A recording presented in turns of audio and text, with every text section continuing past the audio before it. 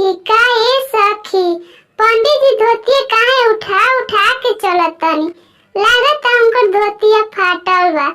हाँ है सखी, हम देखनी है सही में फाटल बा। चल नहीं तुमका के गाड़ी दिहल जाओ। ओम जय